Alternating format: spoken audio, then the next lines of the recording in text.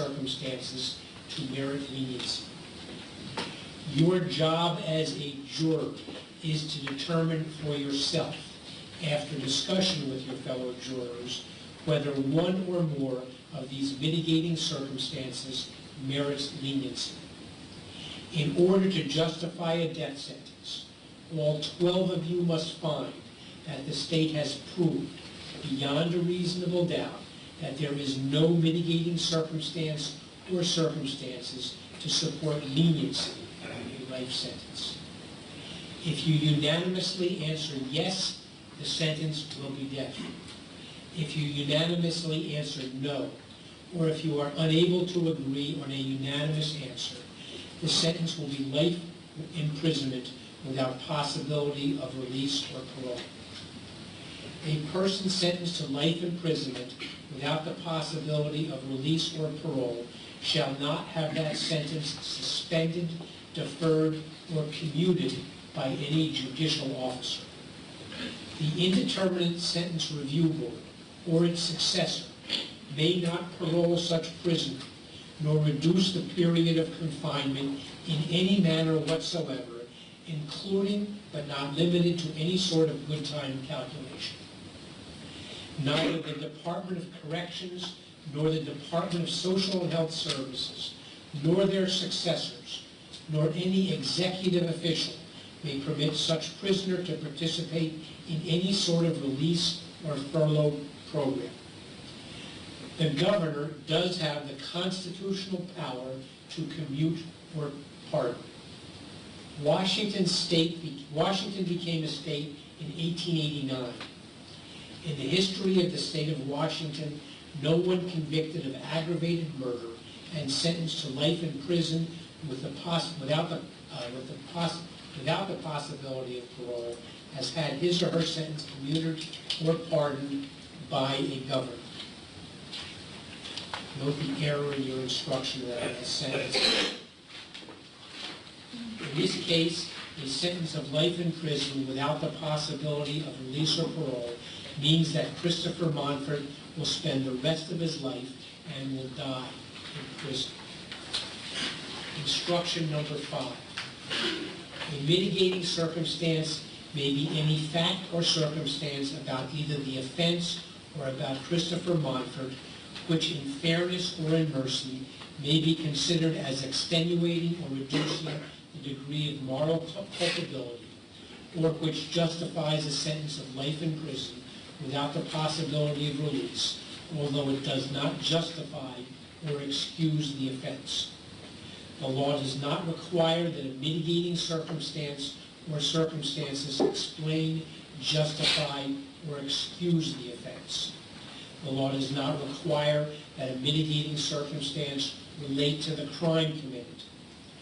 Each juror must make his or her own individual decision about what mitigating circumstance or circumstances exist in this case, and whether or not the state has proven beyond a reasonable doubt that it or they are insufficient.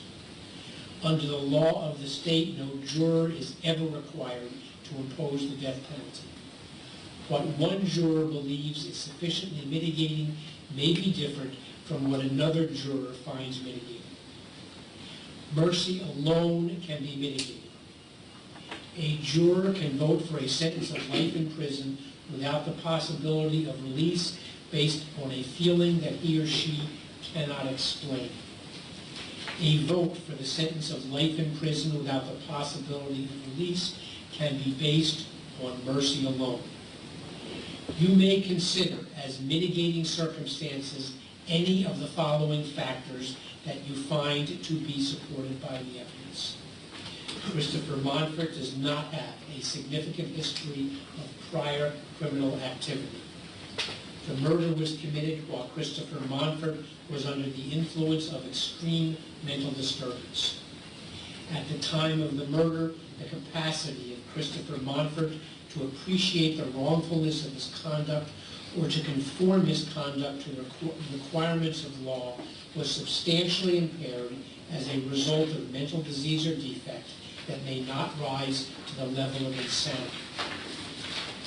The age of Christopher Monfort at the time of the crime Christopher Monfort is unlikely to pose a danger to others in the future, any other mitigating factor that you find to be relevant. Instruction number 6. As jurors, you have a duty to discuss the case with one another and to deliberate in an effort to reach a just verdict. Jurors are never required to put into words a reason for their decision to impose a sentence of life in prison without the possibility of release or parole, as a juror may decide that this is the appropriate sentence based on a feeling that he or she cannot explain. Each of you must decide the appropriate punishment for yourself based upon your own judgment, but only after you consider the evidence or lack of evidence impartially with your fellow jurors. During your deliberations, you should not hesitate to re-examine your own views and to change your opinion based upon further review of the evidence and these instructions. You should not, however, surrender your honest belief or moral judgment about the value of or significance of evidence solely because of the opinions of your fellow jurors. Instruction number 7. The state has offered victim impact evidence consisting of the testimony of Matt Brenton, which is to be considered by you for the purpose of describing the effect of the crime on Timothy Brenton's family. You may not consider this evidence to determine that the death penalty is appropriate solely because the victim was a reputable member of the community. Instruction number 8. The presiding juror's duty is to see that you discuss the issues in this case in an orderly and reasonable manner. You should discuss as a group each issue submitted. You are not required to defend your individual moral judgment to other jurors. The law expects that each juror's individual moral judgment will be respected by the other jurors. During your deliberations, you may discuss any notes that you have taken during the trial if you wish. You have been allowed to take notes to assist you in remembering clearly, not to substitute for your memory or the memories or notes of other jurors. Do not assume, however, that your notes are more or less accurate than your memory. You will need to rely on your notes and memory as to the testimony presented in this case. Testimony will rarely, if ever, be repeated for you during your deliberations. If, after carefully reviewing the evidence or lack of evidence and instructions, you feel a need to ask the court a legal or procedural question that you have been unable to answer, write the question out simply and clearly. For this purpose, use the form provided in the jury room. In your question, do not state how the jury has voted. The presiding juror should sign and date the question and give it to the bailiff. I will confer with the lawyers to determine what response, if any, can be given. You will be given the exhibits admitted in evidence, these instructions, and a sentencing verdict form. You must answer one question. All 12 of you must agree before you answer the question no or yes. If you do not unanimously agree, then answer no unanimous agreement. When you have arrived at an answer, fill in the verdict form to express your decision. The presiding juror should then sign the verdict form and notify the bailiff, who will conduct you into court to declare your verdict. Please give your kind attention to Mr. Castleton, who will deliver the closing argument on behalf of the state of Washington. Thank you. Good morning.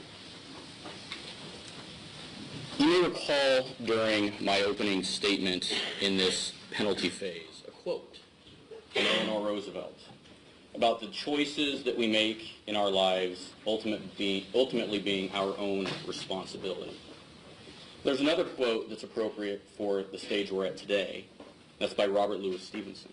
And that quote reads, "Everybody, sooner or later, sits down to a banquet of consequences."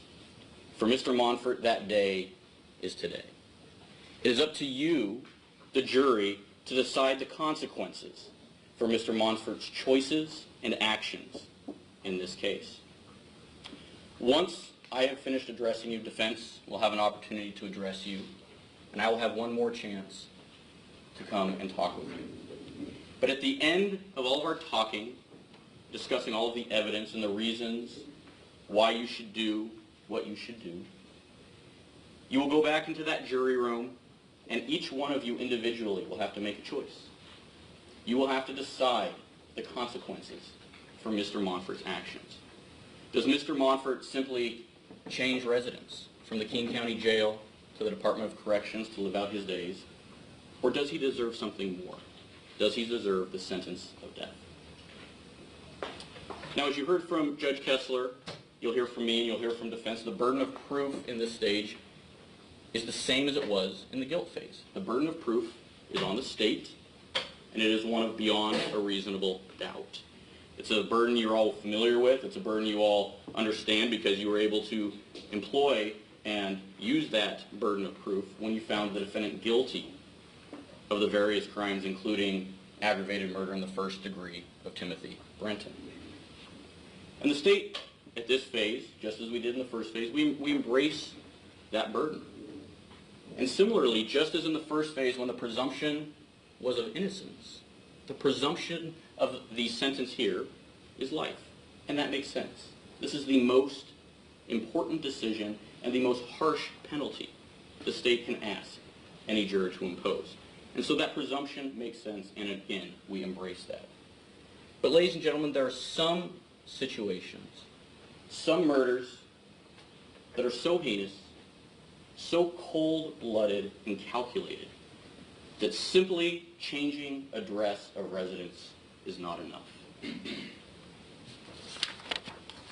Now, the first phase, the guilt phase, when closing argument was given, you may recall there wasn't a lot of discussion, a lot of dispute really, about the facts of the case. Because the facts weren't really in dispute when it came to the issue here, the charge of aggravated murder in the first degree. Defense was not saying, and the defendant was not saying he did not kill Timothy Brenton.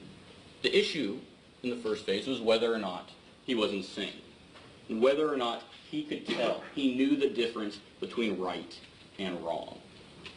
And you, as the jury, correctly determined, of course he knew the difference between right and wrong. He knew that assassinating Timothy Brenton, trying to kill Britt Sweeney, setting the firebombs at Charles Street, and trying to kill Gary Nelson was wrong. But the facts of the murder are important in this phase. The facts that led up to the murder are important in this phase, not to determine whether or not the defendant knew right or wrong, because we've already established that. The ultimate question you're going to be asked to answer was read to you by Judge Kessler. It is on the verdict form and it is in the instructions as well. And that question reads, having in mind the crime of which the defendant has been found guilty, are you convinced beyond a reasonable doubt that there are not sufficient mitigating circumstances to merit leniency? Now, we'll talk more about the mitigating circumstances in a moment because that's what the last month was all about. But I want you to focus your attention, I want you to focus your attention on the first part of this question. Having in mind the crime of which the defendant has been found guilty. As Judge Kessler told you, you are to consider all of the evidence from the first phase. You are not to simply consider the 30-plus witnesses defense counsel put on in this phase and the one witness the state was allowed to call in this phase, but all of the evidence. The evidence of Charles Street, the evidence of the murder, the evidence of November 6th, and all the other evidence that you heard. Because everything you found in that first phase to support the guilty finding is just as true today as it was on June 4th when you returned your verdicts of guilty. So it means when you're thinking about the sentence, you must keep in mind that evidence and the crime of which you have convicted the defendant. Now, I'm not going to belabor the facts. You have been here for a long time. You know the facts of this case, but there are some facts that I think we need to discuss in a little more detail, given the amount of time that has passed from when we actually heard about Tim Brenton and his murder and the reason we're here, and the question you have to answer today. So let's talk about the charge of aggravated murder in the first degree, which is the one charge that invokes the penalty of death. You obviously found the defendant was guilty beyond a reasonable doubt of that charge, and in order to do that, you found that the state proved to you beyond a reasonable doubt that he premeditated that crime. And you may remember the instruction on the definition of premeditation. It was thinking it over any more than a moment in time. Well, clearly in this case, there was way more evidence of premeditation than a moment in time. Remember the flyers that Mr. Monfort left at Charles Street where he talked about police funerals? Remember how the defendant told the experts he decided he was going to go hunting for police officers, and he did go hunting. He stopped Tim and Britt after he saw them pull over James Tatum during the traffic stop. He drove by their car as they were parked there on 29th and Yesler, discussing that traffic stop in his role as teacher and Britt's role as student. He explained to the experts that he wore a mask. He wore goggles. He ambushed Tim and Britt. They didn't have a chance. This was a cold-blooded assassination. There's no other way to put it. But again, this is not the first time that he had sought to kill police, is it? We know that at Charles Street, as he told Drs. Schouten and Dr. Cunningham, his intent that day was to shoot a couple of the first officers who arrived. We know prior to that, he went down to California on July 4th to kill officers in response to the Oscar Grant situation with the BART shooting of Oscar Grant. He tried to kill Britt, obviously, and he tried to kill Gary Nelson. And he also indicated in his statements to Drs. Schouten and Cunningham, he intended to kill more. He was going to take out a few more before they took him out. His goal was to kill as many police officers as he could. His goal was to rain terror down on the city of Seattle and the Seattle Police Department. The defendant lacks any remorse for his actions. When asked by Dr. Schouten on June 25th, he was specifically asked, you may remember this, this is in evidence, you have all of those videos of the interview that Dr. Schouten did of the defendant in evidence. I certainly wouldn't suggest you look at them all, but you can if you want. But this one in particular, Dr. Schouten specifically asked him, do you have any remorse for the shooting? And his response was, no. Any remorse about the shooting? No.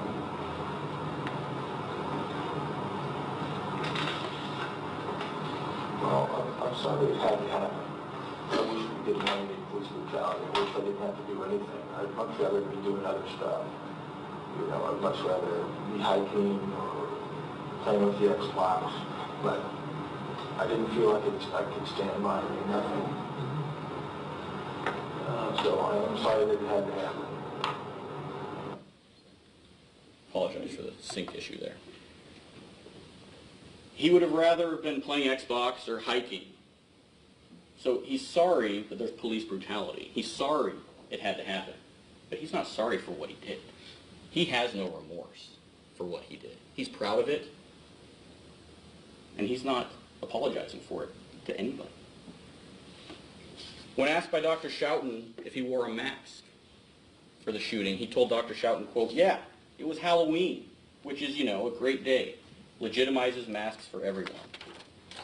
And then he said with kind of a smirk on his face, I don't think the young lady that got away will look at gorillas the same way ever again, or wolves, or whatever I chose. Of course, he's referencing Britt Sweeney and the effect that his shooting of Tim and his attempted murder of her had on her. And he almost said it as a joke. We heard from Dr. Jolie Brahms the last couple days, and we talked about some of the notes she took of her interviews of Mr. Monfort last year before the trial started. He told her, what good does it do to think of him, Tim, as a person?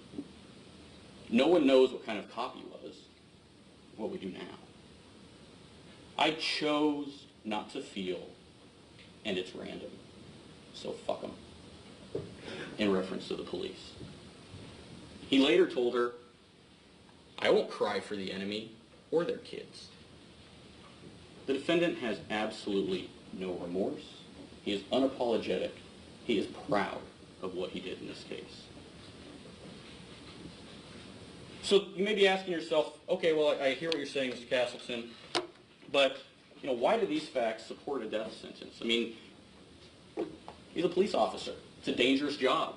They aren't drafted into this. They choose to be police officers. They know that being a police officer will subject them to dangerous situations. And that's absolutely right. I mean, they wear bulletproof vests when they go to work. They carry guns. They carry batons. I mean, isn't risk of injury and death just part of the job? Well, yeah. It's an inherently dangerous job. It's hard to shoot unarmed people. It's very difficult. But the cops manage anyway.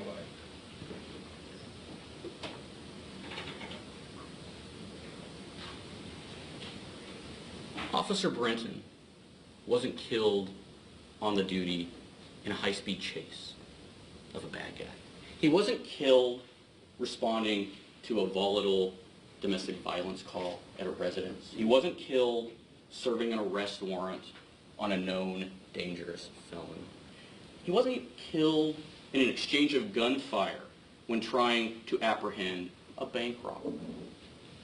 Those situations are ones that the police know they're getting into. They're responding to a situation they know is dangerous, and they're prepared. They prepare themselves, and they hope they know what they're getting into. They know it's dangerous, and they have the ability to react. But in this case, Tim had no chance to react. Tim Brenton and Britt Sweeney were ambushed. Tim was assassinated. This is not what the police sign up for. Just because a police officer wears a badge does not mean he has a target on his back. But that's exactly how the defendant took it. He did not care who he killed. He did not care the race, the sex, or anything about the officers he was going to kill. He simply wanted to kill police. He wanted to do it to send a message, and he wanted to inflict as much damage and suffering on the police department as he could.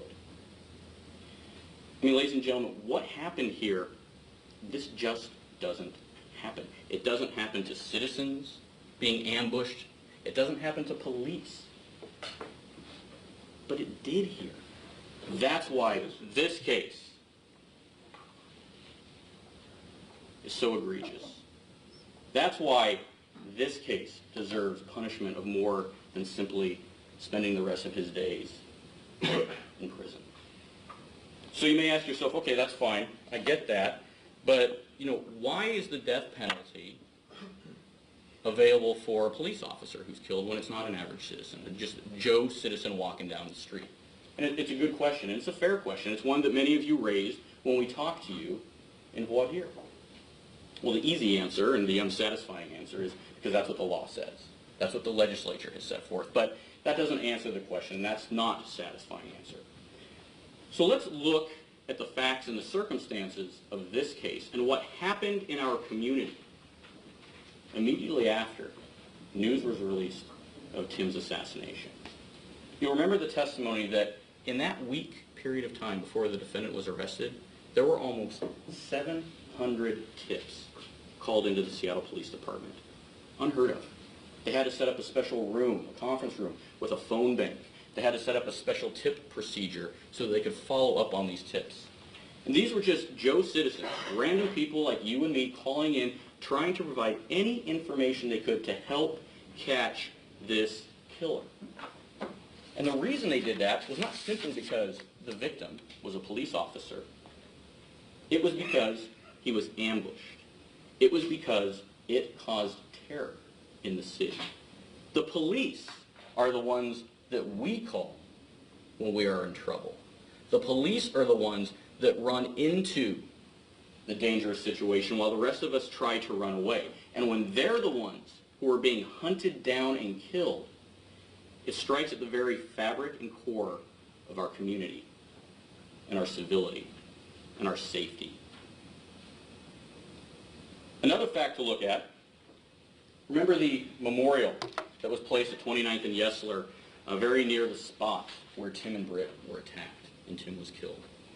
You heard Matt Brenton testify about the memorial, and this wasn't something that was created by the Seattle Police Department. The Seattle Police Department didn't decide, we're going to put a memorial at the area, the spot where Tim was killed. No, this was done solely by the community. The community put in the labor, people volunteered their time, their tools, their money to create this memorial. They rejected money from corporations who offered to help. And again, ask yourself, well, why is that? It's because in this case, under these facts, people felt they needed to do something more than just sit by. And so they created this memorial. This is not what is usually done.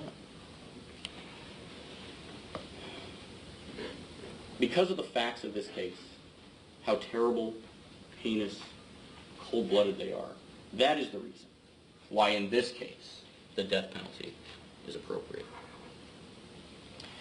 Now again, we talked a lot about, defense put on a lot of witnesses who talked about mitigation. And every witness that the defense put up, over 30 of them, were put up there for a purpose. And that purpose was to explain why there are mitigating circumstances, in this case to merit leniency.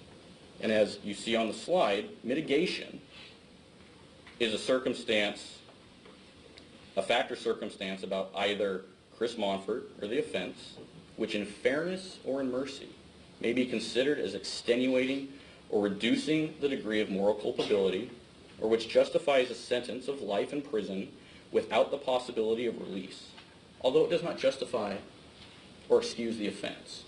So mitigation is not being offered to say, well, the reason it happened is this, and therefore it's not his fault. That's not the purpose of it.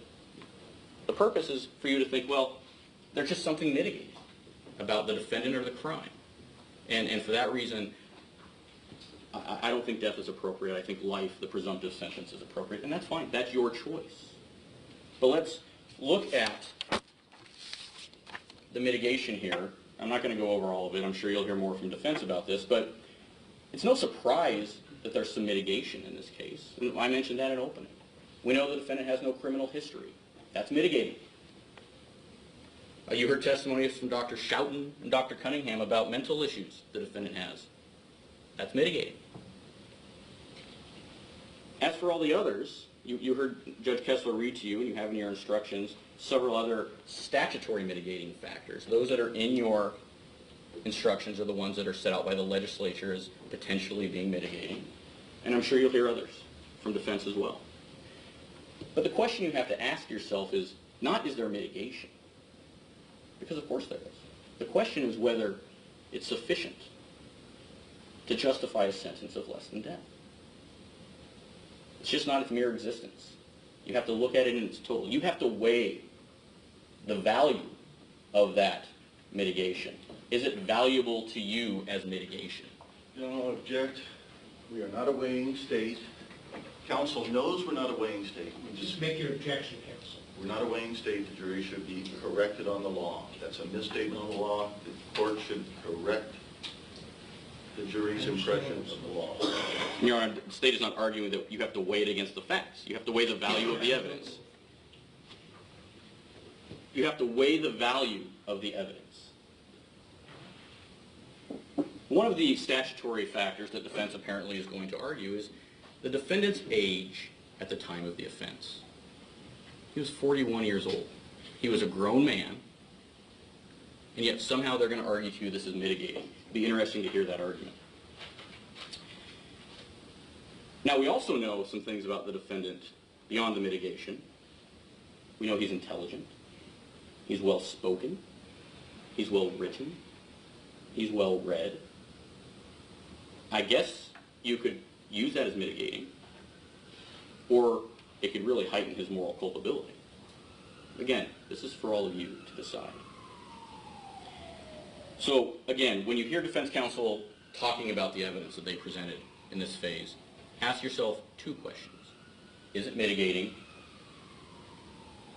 And is it sufficient to justify and merit leniency?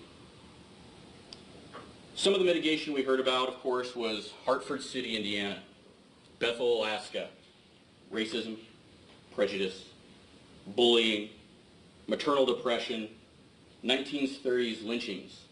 We even heard about a firefighter who apparently, currently, is fighting a prejudice situation, a racist situation, when his captain threw a noose at him. We heard about that. So the question for you is, you've heard about all this. Is that mitigating for what the defendant did? Now, I'm going to talk about just a couple of these. Let's talk about the racism, because that was a very big issue, and rightfully so. I'm not going to stand here and tell you that I know or I could understand what it would be like for the defendant to grow up in Hartford City, Indiana. Sounds pretty bad. I'm not going to tell you that I understand that and that in any way it is something I can fathom. But the question you have to ask yourself is, how does that lessen his moral culpability in this case? This wasn't a race-based case, ladies and gentlemen. Mr. Monfort didn't care who he killed, what color they were, what race they were, what gender they were. He just wanted to kill. Does it mitigate this assassination? Let's talk about the bullying. Again, I'm not going to stand here and tell you that when a child is bullied, it doesn't affect them throughout their life. But I will remind you that the only documented evidence of bullying was that the defendant was a bully. But that being said, let's assume for the sake of argument, you believe he was bullied every day of his life until he went to Denver, because we don't really have much information about that. Is that mitigating? Does that somehow lessen his moral culpability for the assassination of Tim Brenton? Because let's remember, he committed this act not as an impetuous 18 or 19-year-old, but as a 41-year-old man who just recently graduated from the University of Washington, 3.4 GPA. He had a life, he had a girlfriend, he had friends, he had family who he cared for and cared for him. Yet the defense would have you believe that he was a broken, damaged, lost soul, and that this event on October 31st, October 22nd, November 6th was inevitable. But it wasn't inevitable, ladies and gentlemen. It happened because the defendant chose to make it happen. No other reason. He knew right from wrong, and he chose wrong. His choices are ultimately his responsibility, and he must face the consequences for his actions. None of these factors, even if you find them mitigating, are sufficient to merit leniency. Let's talk about mercy for a moment, because unlike what we have here in the definition of mitigation or mitigating circumstance, mercy really doesn't have to be about the crime. It doesn't have to be about the defendant. It can be a feeling. It's a feeling you have, I hear what you're saying, Mr. Castleton. I have mercy. And I'm going to convey that mercy on the defendant. Again, totally your right and your choice. That is your job as a juror. However, I want you to think, when you're considering the idea of conveying your mercy onto the defendant, does he deserve your mercy? The entire reason the defendant did what he did was to show no mercy. His intent in killing Tim Brenton and trying to kill Bert Sweeney was to show no mercy. He told you flat out, when he spoke with Dr. Schouten, he has no remorse. Same thing to Dr. Brahms just, 4 days ago?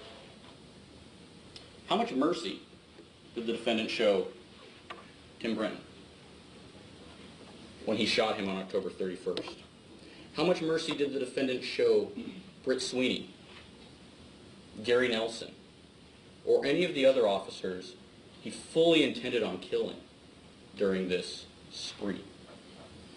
But most importantly, let's think about the mercy the defendant conveyed on Tim's family, on Quinn, Kaylee, Lisa, Matt, Betsy, Penny, when he decided to take Tim's life.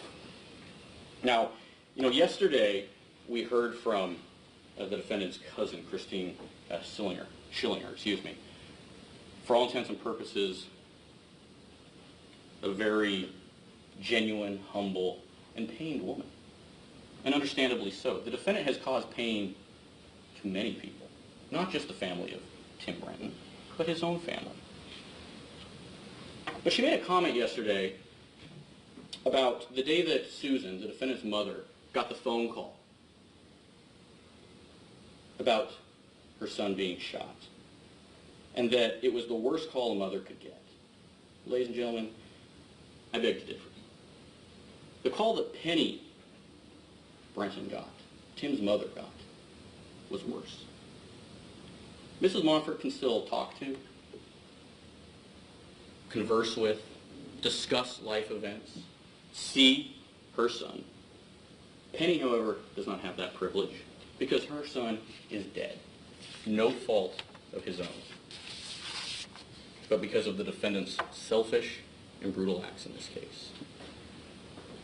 Finally, I want to talk to you about the victim impact witness that the state put on, Matt Brenton. And you heard from Matt, Tim's brother, and you heard a little bit. You got to know who Tim was, a little bit.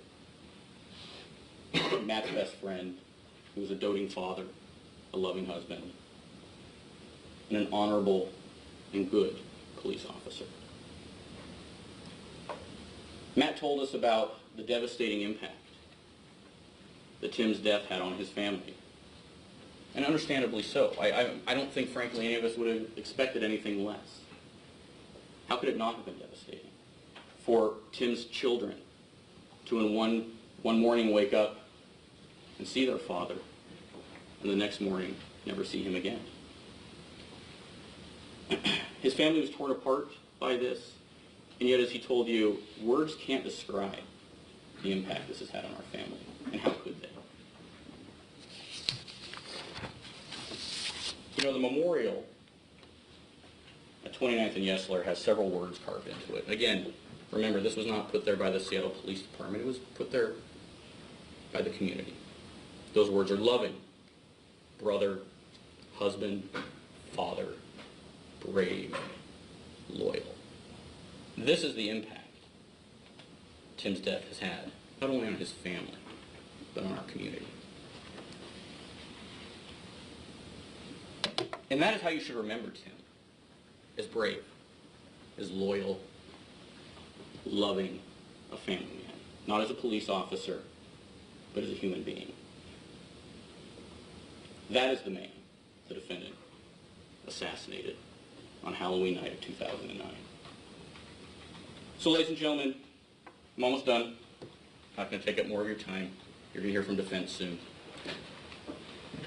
But I ask you, as you listen to the defense arguments about all the witnesses who testified and why their testimony is mitigating, ask yourself, is it mitigating? Does it lessen the defendant's moral culpability in this case? And does it support a sentence of less than death? Now, I'll have a chance, as I said before, to speak to you one more time. And at that time, I'll address some of the issues raised by defense.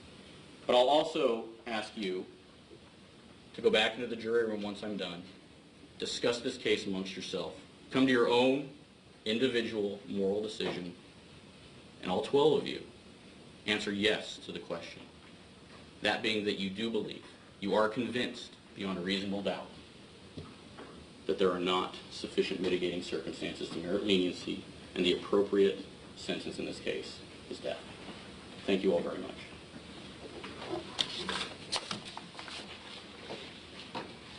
Please give your kind attention to the text and the closing argument on behalf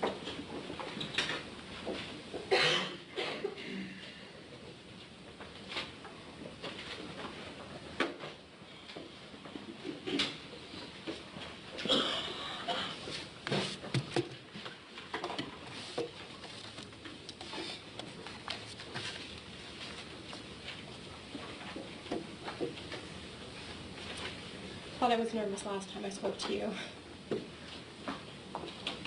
More so now. Very soon, each of you, and every one of you as individuals, will have to make one of the most important decisions that you're ever going to have to make. Soon, very soon, you're going to have to decide how to punish Chris for what he did. Do you want to lock him away in prison for the rest of his life?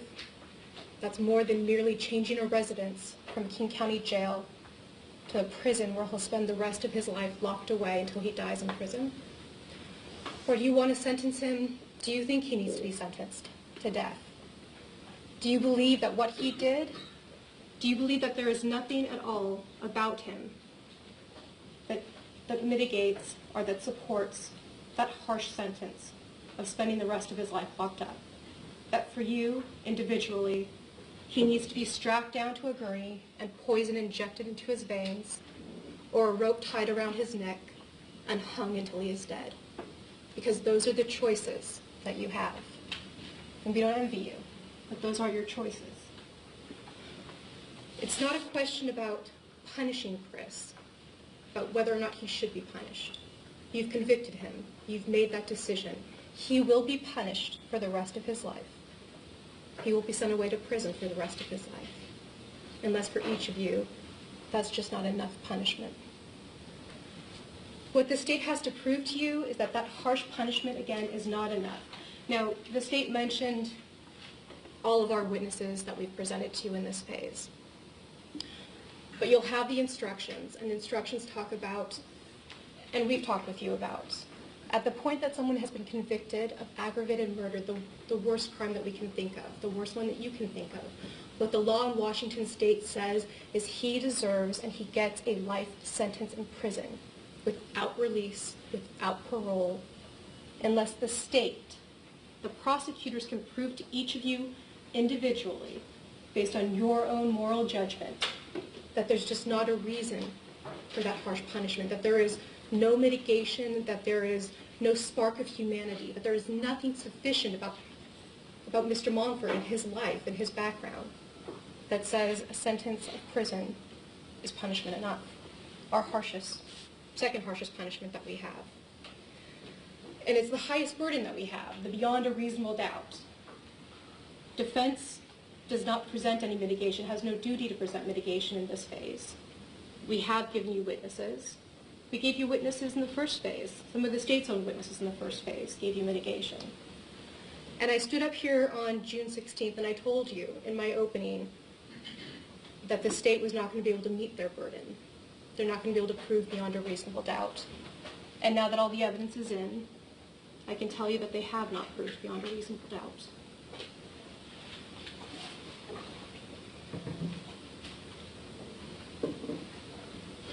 I know that the trial has been long, and it's been draining, and it's been exhausting on everyone.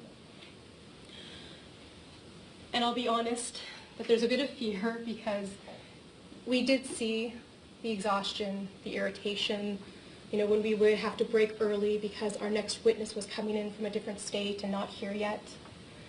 And we know that this trial has been long in that, this phase of it has actually been, as of today, 12 court days. It's just been spread out for 2 months. So it's felt quite exhausting. And we know and accept that you're probably or maybe somewhat irritated with me or with Carl or Todd for having this dragged out, for not always having someone ready to go and having to break early. And all I can say is we respected what we could see you were feeling, and we did what we could to try to speed things along, to try to move this phase of it along, while still respecting that we knew what was going to happen next, what you were going to have to decide, and that you would want, I believe you would want as much information as you possibly could have when you have to go and decide the fate of another human being. So if there is any irritation, or if there is any of you that are somewhat upset, just take that out on us, and don't take that out on Chris. And you go back in that jury room. I also know in this penalty phase, we've heard from witnesses, we've heard things that were uncomfortable to hear, We've heard from witnesses that had things that were emotional to hear. They were uncomfortable for the witnesses to say, for you to hear, for Mr. Monfort to hear, for us to hear. Well, what's important is to know that each of those witnesses that took that stand, whether they were uncomfortable or not, they took that stand because they wanted you to know the truth. The truth about who Chris was, where he came from, what life was like for him. They wanted you to know all of that information. And when you leave, whether it's today or tomorrow, and go back in that jury room for the last time, and you have to make your decisions, it's not an academic decision that you're going to make. It's not some mathematical formula that you're going to have to make. It's not simply checking a box. And part of what this phase has been to bring that life story to you, because it's not academic. You're going to have to look into yourselves and decide based on your judgments, your own morals, your backgrounds, your beliefs. How do you want to punish Christopher Monfort as a complete human being, as a whole person? If human beings were simple one-dimensional creatures who could be summarized in a single sentence, in a sentence describing the worst thing that they've done, punishing them would be simple. If it's all about the only thing they've done, then we can punish just based on that. But the truth is that people are complex living beings in a very complex world. They're influenced by their genes, their families, their communities. They're pushed and pulled by events that they can and cannot control. They are making good and bad choices and living with the good and bad choices that others have made. And that is why when we punish someone for a crime, we punish the whole being, not just the part of them that did the worst thing that they've done. Now, it's not simply that Christopher Monfort is convicted as an arsonist or that he's convicted as a murderer. It's punishing Christopher Monfort as a whole entire being. And that includes his childhood, his adolescence. That includes his life now, confined in prison. You've heard from jail guards that talk about how he is polite to them and compliant. It's about punishing Chris in his entirety. The law says that when you sentence someone to the death penalty, that's what you're supposed to do. Look at their entire being, their entire history, not simply the crime.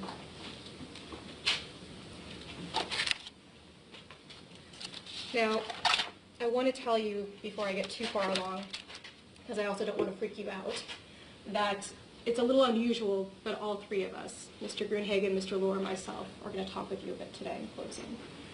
Each of us has spent years with Chris, defending him, getting to know who he is, where he came from, who he's been, who he'll become. We're not doing three separate closings. We're taking the time that we've been allotted and dividing up amongst three of us to argue different parts of this. And we're going to be mindful, again, of how exhausting everyone is. But I just wanted to let you know that. I'm going to talk with you about the law and some of the principles that you'll have to apply in this case when you make the ultimate decision. And once I'm done, Mr. Grunhagen is going to talk with you about what we call statutory mitigating factors. There's some of the factors that were in the jury instructions that were listed out. And then Mr. Lohr will talk with you what we call non-statutory, the lawyers and the judges, but essentially is general mitigating factors. The catch-all factor that was in the mitigation instruction that said anything that's relevant to you as an individual can be mitigating. So he'll talk about that. So, we'll go over the law.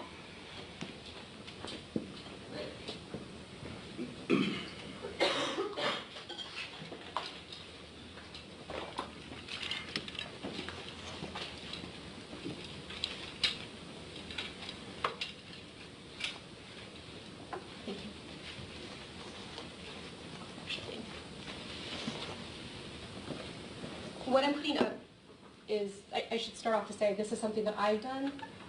Can everyone kind of see it? Not really? Can you still see it? Okay.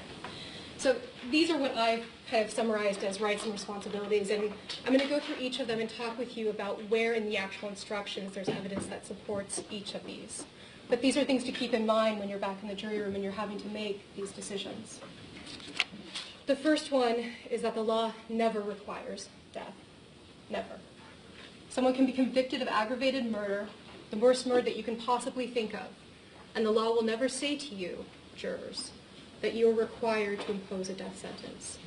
And we see that in the jury instructions. In a minute, we will see that in the jury instructions. And it will be in jury instruction number 5, which there's a section, jury instruction number 5, that says, under the law of the state, no juror is ever required to impose the death penalty. And I'm not going to put up the entire instructions, but excerpts within them and the instruction numbers so you understand. Again, these are just what we've gleaned from the instructions. So that's something to keep in mind. The law is never going to tell you what you have to decide in this case. It will never tell you that you have to give life or you have to give death. It will tell you you never have to give death, and to presume that the law is always satisfied with life. Because that's the second principle that we have. In Washington state is always satisfied with a life sentence. We see that in the presumption of leniency. We see that in instruction number 2, that says you are required to presume that Christopher Monfort merits leniency. And by leniency, it means life in prison without the possibility of release or parole. And that presumption continues throughout the entire proceedings, unless you find during your deliberations for yourself that there is evidence that was proved by the state beyond a reasonable doubt that overcomes that presumption. What that means is, if you come back and you say, I find life for Mr. Monfort, the court will say, thank you for doing your duty. The law presumes that. The state has the highest burden of trying to overcome that presumption. We also have that you have to make an individual moral judgment. It's an individual decision at this stage. In the first phase, it was more of a factual decision that all of you were making, and you were, at that stage, one jury of 12. And we talked about in general voir dire and in your individual voir dires how this stage is slightly different. This is kind of unique in criminal cases because now it's 12 juries of 1. That each of you have to make your own individual decision and judgment about the appropriate punishment that you believe Mr. Monfort should have based on your morals, your background, and the evidence that you've seen before you or the lack of evidence. In instruction number 6, it says each of you must decide the appropriate punishment for yourself based upon your own judgment, but only after you consider the evidence or lack of evidence impartially with fellow jurors. Instruction number 5, it talks about your job as a juror is to determine for yourself, after discussion with your fellow jurors, whether one or more of these mitigating circumstances merits leniency. Instruction number 5 also talks about that each juror must make his or her own individual decision about what mitigating circumstance or circumstance exists in this case and whether or not the state has proved those beyond a reasonable doubt that they are insufficient. And instruction number 6 talks about how you should not, however, surrender your honest belief or your moral judgment about the value or significance of evidence solely because of the opinions of fellow jurors.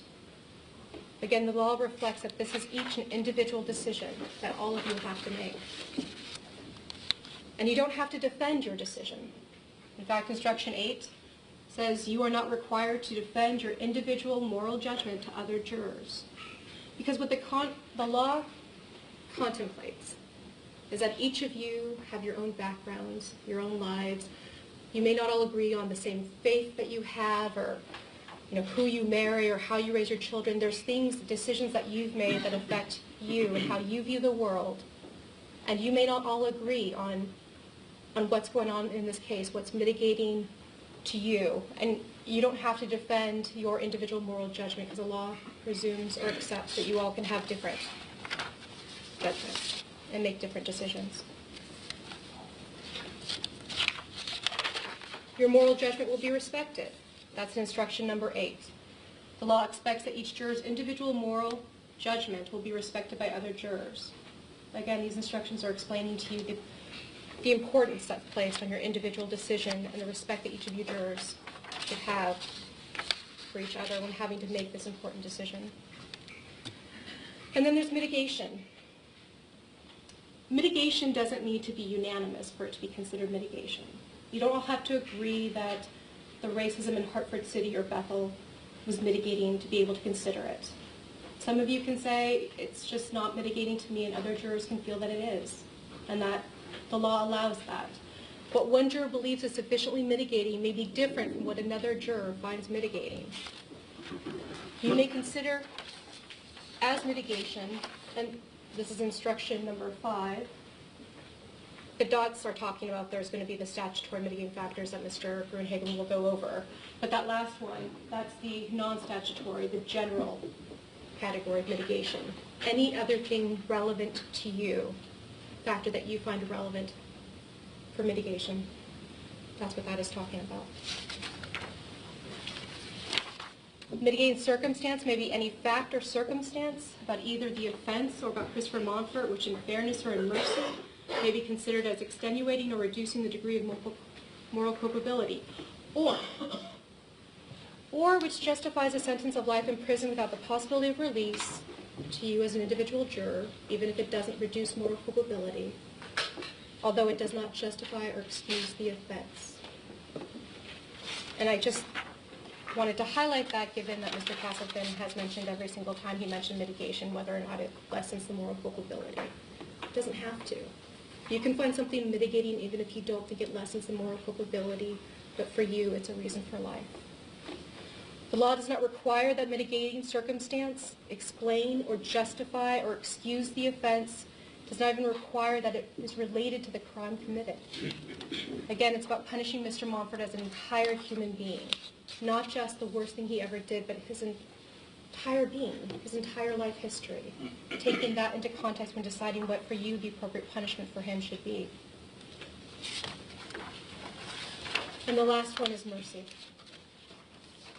In instruction number 1, it says, you may find mercy for the defendant to be a mitigating circumstance, and mercy alone is a basis for leniency. You'll see that repeated again, mercy, in instruction number 5. Mercy alone can be mitigating. A juror can vote for a sentence of life in prison without the possibility of release based on a feeling that he or she cannot explain. A vote for the sentence of life in prison without the possibility of release could be based on mercy alone. And what that means, ladies and gentlemen, is you can find, well, there's the one aggravation, one aggravator, that Officer Brenton was an officer when he was killed. And you can find that there is no mitigation whatsoever. You haven't found any mitigation, but there's a feeling that you have, or you can't even articulate it. You want to give mercy, and you can do so. You can still sentence him to a life sentence, a harsh sentence, based on mercy alone. And mercy is something that is given, it's not earned. Mercy is the Oxford definition: compassion or forgiveness shown to someone who it is within one's power to punish or harm. And so I want to make clear under the law that you can find, that you all have the right to say that I'm voting for a penalty of life simply based on mercy, if that's what you feel in your heart. Jurors are never required to put into words a reason for their decision to impose a life sentence, and that they can make that decision that that's the appropriate sentence based on a feeling that he or she cannot explain. So what that means is you can be back in that jury room and one juror can talk for 15 minutes about all the reasons they feel that a death sentence is appropriate. And the next juror can say, for me, based on my moral judgment, life is appropriate, and I can't quite tell you why I feel that way, but that's my moral judgment. All right? You don't have to defend yourself. No one can require that you articulate why you feel the way you feel. There's no requirement that You know, when you were seated as jurors, when we picked you as jurors, it wasn't because you would always give the death penalty or you'll never give the death penalty. None of you had made a decision. You kept an open mind. That's why we picked you. You were able and you were willing to keep an open mind and just be able to consider both possibilities. And to be able to look at the life story and the history and the mitigation and the crime and everything in totality. And then make a decision based on your own judgments. Make your own decision. And the last thing I want to talk about is the verdict form. Because this gets a little counterintuitive, I guess. In the first phase, it was about unanimity. He's guilty, he's not guilty, he's insane, he's not insane. If all 12 of you didn't agree, it was a hung jury. There is no hung jury at this stage. There is no requirement that there be unanimity. If all 12 of you, based on your own individual decision, again, it's 12 individual verdicts, and if all 12 of those individual verdicts answer the question yes, that is the only time the death would be imposed. In the verdict form, which we have part of it up there, it talks about how if all 12 of you, based on your own individual verdict, say no, then it would be life. But the important one is there's an agreement to disagree, the non-unanimous agreement, the non-unanimous verdict. And what that shows you is that the law understands that it's asking you to make an individual judgment, an individual decision based on your conscience. There is no requirement. The law does not want you to violate your conscience, to have to change your decision based on what someone else wants. That's why it's in instructions, not to change your moral judgment. The law recognizes that not all 12 of you are going to have the same thoughts on what to do in this case. And so you can agree to disagree. And that is a final verdict in this case. You would come back to this courtroom and Judge Kessler would say, thank you. The state of Washington thanks you. And Mr. Monfort would be sentenced to that presumptive sentence, the first two sentences, or that presumptive sentence in life in prison without the possibility of release or parole. So those are some of the instructions and the principles that we ask that you keep in mind as you consider the mitigation in this case and when you go back and you deliberate in this case. We've given you the law. Mr. Lohr and Mr. Grunhagen are going to go over the mitigation and talk about that part of this case with you. And all I say, or all I want to say before I sit down is, if you've been able to keep an open mind and an open heart, and you're able to consider Chris and his total life history, the tragic things that he's done, the frailties, the humanity of him, the redeeming aspects, the complete whole person, that if you find any mercy, please don't let that go.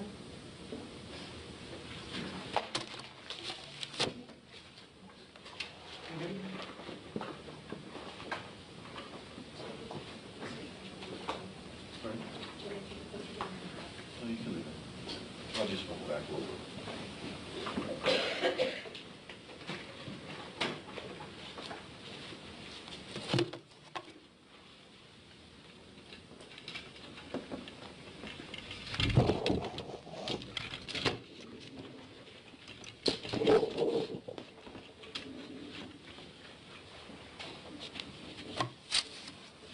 Good morning, ladies and gentlemen. A couple things before I get started with my comments to you, and they're in response to Mr. Castleton's argument to you. And Mr. Castleton is a fine advocate, and anybody in the audience here that just listened to his presentation, I dare say, would probably have an understanding that the defense obligation is to prove mitigation and to justify a life sentence. Even though the prosecuting attorney started his comments talking about how he embraced the burdens, when you listened to the arguments, there was no way that he wasn't developing an impression that was scripted very carefully to convince you that we bear the burden on proof of mitigation and a life sentence.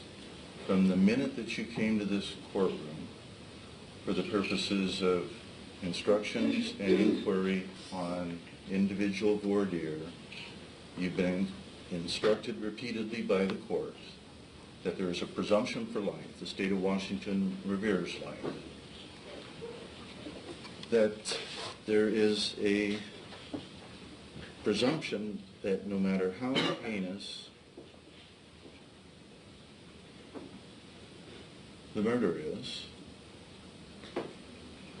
or the aggravated murder is, the proper and appropriate punishment is going to be a life sentence in prison without the possibility of release or parole, unless the state overcomes that burden beyond a reasonable doubt that there is no mitigating circumstance or circumstances sufficient to merit leniency. And the court has talked about how instructions are drafted, but instructions are to be read and understood as a whole.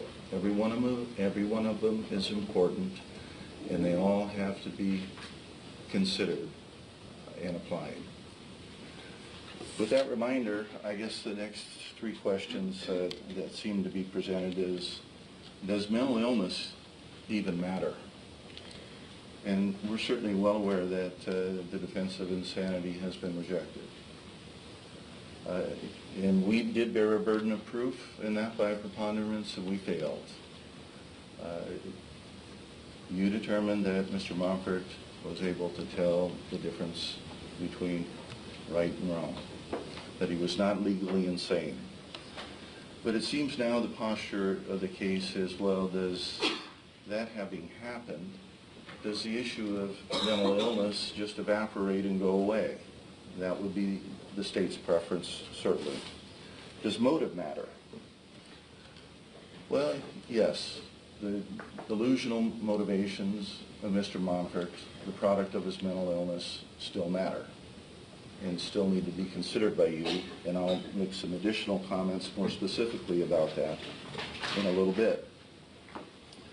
And the third question, I guess, that's suggested by counsel's argument is, does anything about the 41 years lived prior to, and I'm just going to arbitrarily take the date of March 2009, we'll orient that to Malika Calhoun, to July 2009, and we'll orient that to what Mr. Monfort disclosed in interviews with Dr. Cunningham, and disclosed in interviews on video to Dr. Schouten, relate to his delusional belief system getting so malignant that he got in a car and started down to Oakland to commit crime, to address the issue of police brutality. And then, of course, October 31st, the tragic day when the worst of all possible things happened, and my client, Chris Monfort, murdered Timothy Brenton as a product of, as you found, with premeditation, or you can call it cold-blooded. There was planning involved, and mercifully, it was an instantaneous death where there wasn't any suffering. And nobody would ever argue with the profound loss to the Brenton family, to the mother, to the siblings, to the wife, and especially the children. And the children were talked about a little bit just yesterday. But there was a suggestion in counsel's argument that if you put a label on the argument, you would say, well, there is a psychopath. And of course, we know that's not true. We know that's not true because an experienced, capable,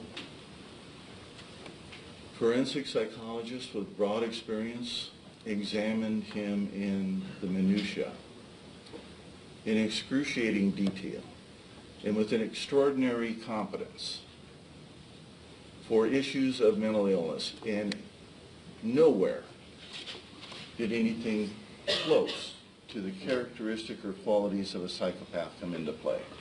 But that's just Dr. Cunningham.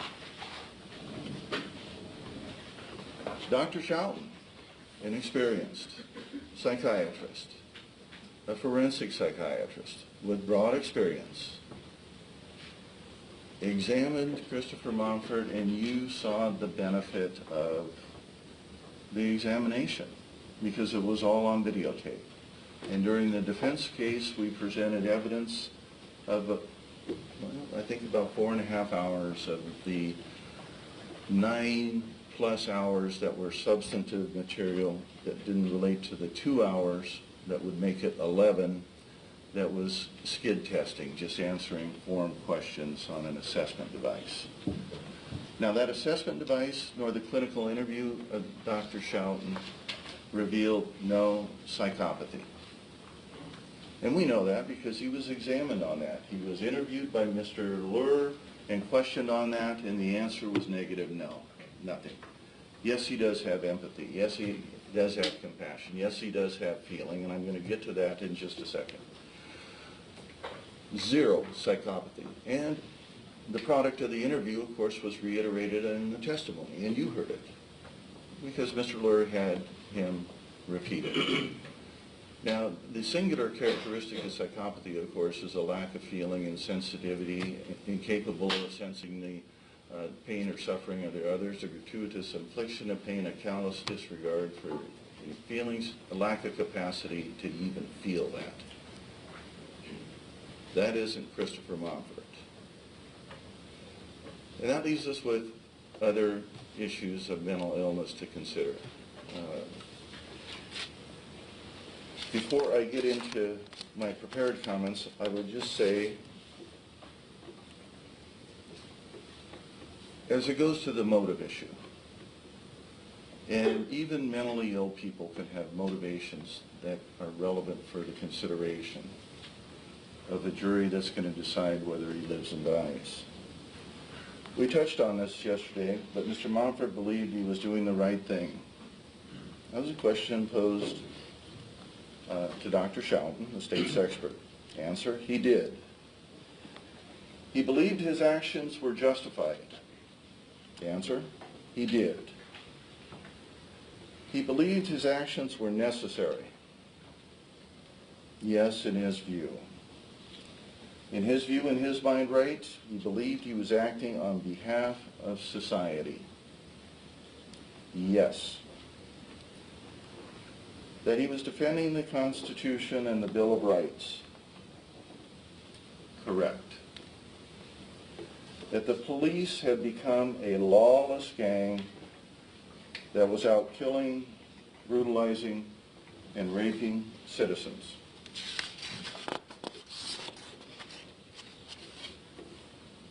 That is what he told me. You agreed that he believes that. Yes. That they needed to be stopped. Yes. He also believed that every citizen has an obligation to stop that lawless gang. Correct. He also believed that every citizen had an obligation to stop that lawless gang. Correct. Answer, yes. That he was defending his neighbors and his community. Correct. And those were his honest beliefs. That's Christopher Monfort's mental state. That's his belief system. That is his mental illness. And of course, we can never know what kind of discussions were involved with regard to resolving the issue. Maybe it focused on right and wrong. Maybe it focused on whether he had a delusional disorder or not, or to what level he had delusions, or the other presented diagnosis. Dr. Schauten's obsessive personality disorder, borderline personality disorder, dysthymic disorder, depression. All of those are mental illness. They're mental disease. They're mental defect. And that, regardless of what arguments by counsel might tend to suggest to you, should be just passed over or glossed over, is not permissible under the law. There are things you have to examine again.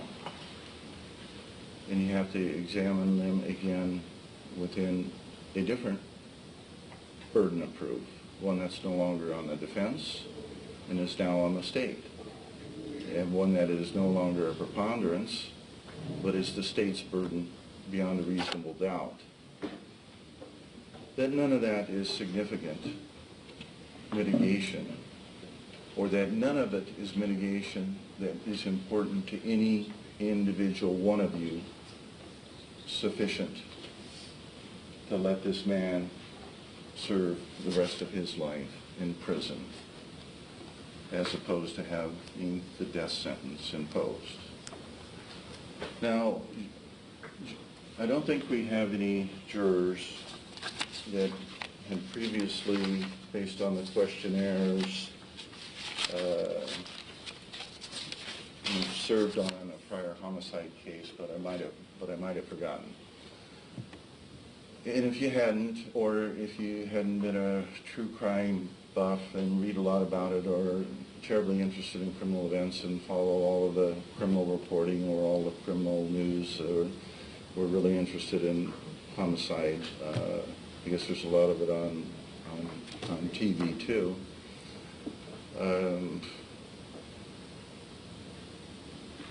You would be shaken by Mr. Castleton's powerful description of this homicide. And there's no way to prettify it, beautify it,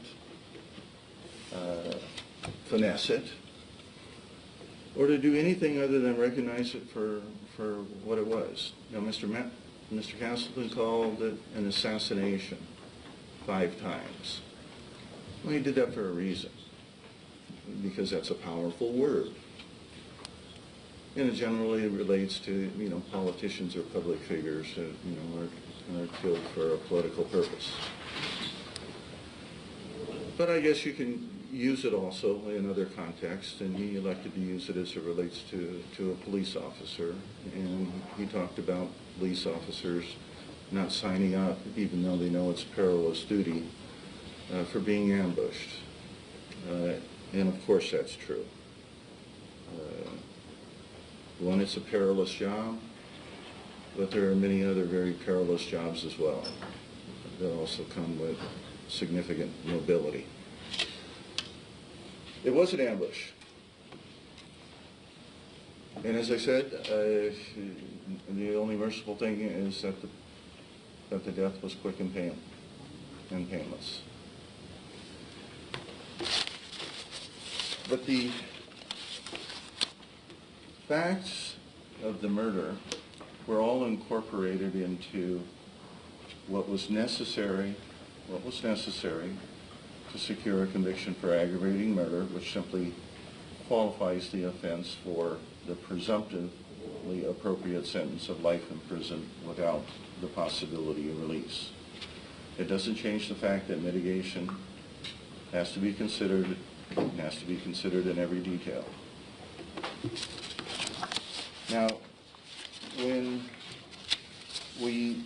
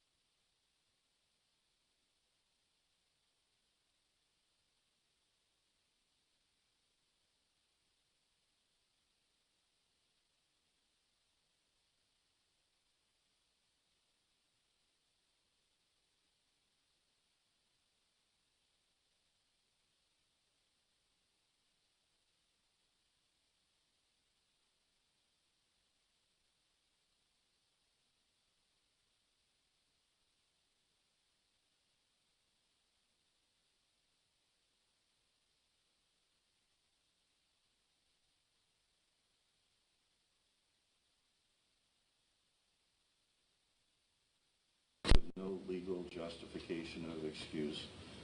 And where if there was evidence of mental illness, that evidence had been rejected. It was insufficient. As a matter of law, this person was guilty of that crime, and under that set of circumstances, what are your feelings about the death penalty as an appropriate sentence for that type of cold-blooded, heinous murder? I can't remember exactly what was said, but that's probably pretty close to about what was said to you as an invitation to give us, in our few minutes' time, an opportunity to try to understand how you would approach this punishment decision. And of course, everybody had different answers. They varied, but there was some commonality in that. And of course, everybody agreed, I think, at that time, or they wouldn't be sitting here, that they would keep an open mind and try not to do what the law required and not begin making a decision till the conclusion of all of the evidence. And that they would follow the law and apply the law to the evidence as best they could, and were prepared to give their individual reasoned moral judgment on that.